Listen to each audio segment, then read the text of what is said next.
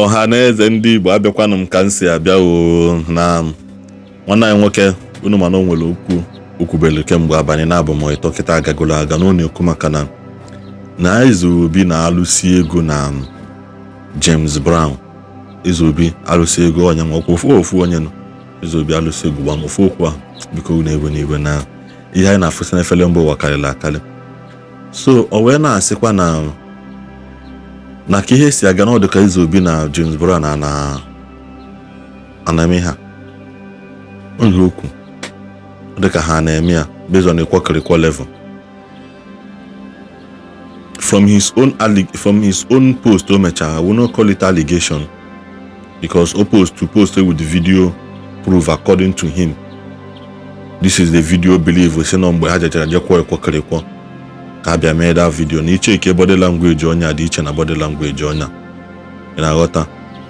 Mana achọrọ m kunu pay attention kunu n'ihe nwanne anyị nwoke anụ unu mana ever since Ezeobi na Okongwudibia nwe problem akpọlụ ntụ akpọghọ ntụ nya ọka nwanne anyị nwoke jepụta wee na-ahala na-eti mkpu n'oke unu wee na-asị n'ọsọsọ onye na-eme nwoke ibie ihe a bụ onye ọya abụ ọfụ ndị na-emekwanya bụ ihe a na bụ ihe ọ na-amụ ha na-amụ onwe ha according to him.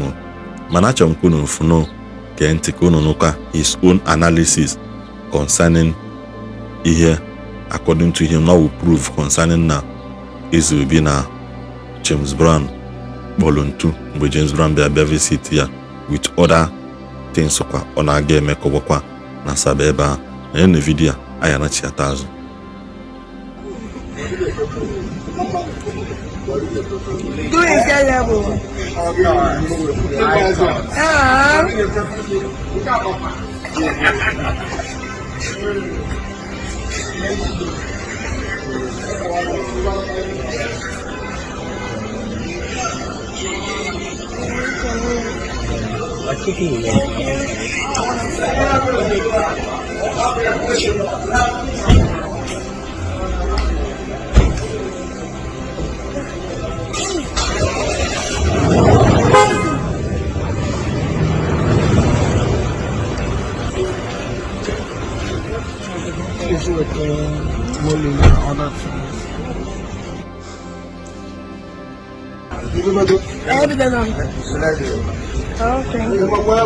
Yeah. Mama, where's the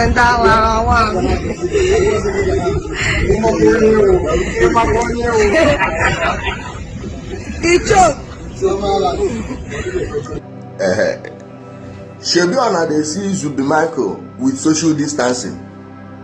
Watch now, it be like saying that the is a movie. Call Zubi Michael say make them take picture. If Zubi Michael na person wey go dey indulge for that thing, I don't know whether they do or you know they do, but I know sure he go let Jamie Boy dey center now. But if you see Zubi with social distancing, but you see the other one wey the accused person say dem dey knack am for yansh as he comfortable dey open teeth dey shine teeth like pikin wey see toto for the first time there dey shine teeth. Watch where the camera pan to when dem finish.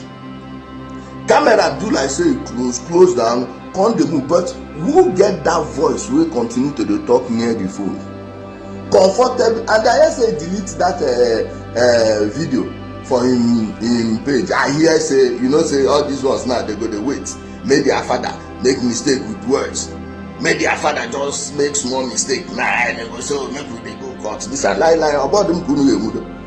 I no go ever say wetin I no sure, and I no go ever accuse person of wetin I no go present the evidence. So this one why they talk now. I say more na check e be like say, but una know where e be like say dey be like say you know where e be like say dey go.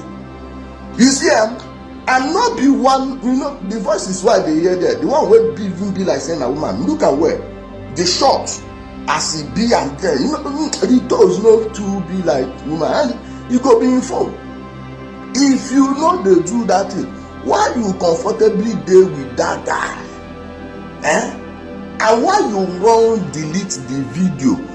Maybe na that video make am dey shout that time say if any person do this one, any person talk with him name, like wetin you fit do, or you go pay all this your umundara that are roaming in the bushes to do like how? Wetin go dey give this one moral? No be industry you get. Make they say you dey employ like 100 and 200 people wey dey work. No be engineering work you dey do. You no manufacture anything, you no invent anything, and we are supposed to run from you. How? Orugonu na nke onye nwezie ihe ọbụla ọ ga-emenwu ọsọ onye ọbụla bazie ndị ọzọ bazie n'ụlọ. Ọ bụrụ na orugonu nke otu ahụ na-ekwukwu ya ka anyị gbapụtazie n'iru ọgụ food na ọ na-ekwu onye ka onye ọbụla mapụtawazie n'u stage. You see, all these kind people, I don't tell on nothing traditional about what these people they do. If not, if you notice, like that video explain many things. What should be Michael everyone now when it there? Now as social distancing, my control the carbon half and all these things. I saw social be Michael go know one or two things. This one a video wait call they come. Next one now call where they make. After they say, hey, you dey tap people call. No be me they tap and na people waiting for the call and then they send me. Now then they send me. Okay? I know they run espionage on people. Like call they come. Now me they tell them. Call them. No. Make you no go beg that small boy. Okay, you go the shame now. Say, oh, make them say you go do this. You go like. Why can't you open your mouth and say, oh, you could have about to move and not do Ezeobi?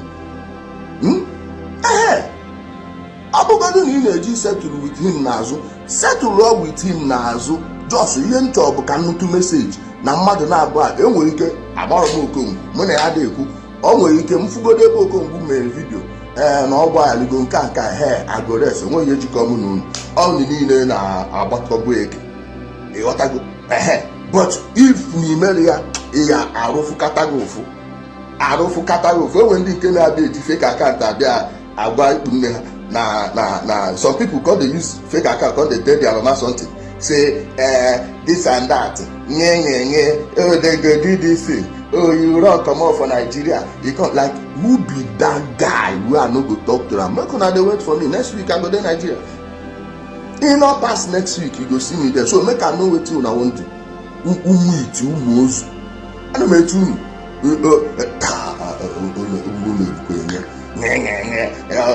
they do this one, they matter. But now you and these kind of people see how we dey shine teeth.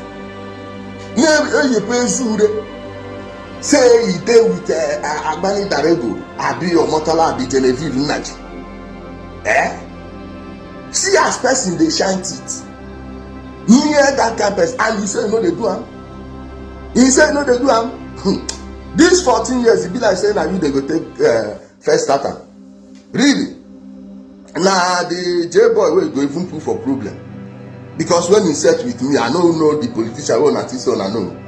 Or who nothing say go save on that. He buy him now, get that for no one.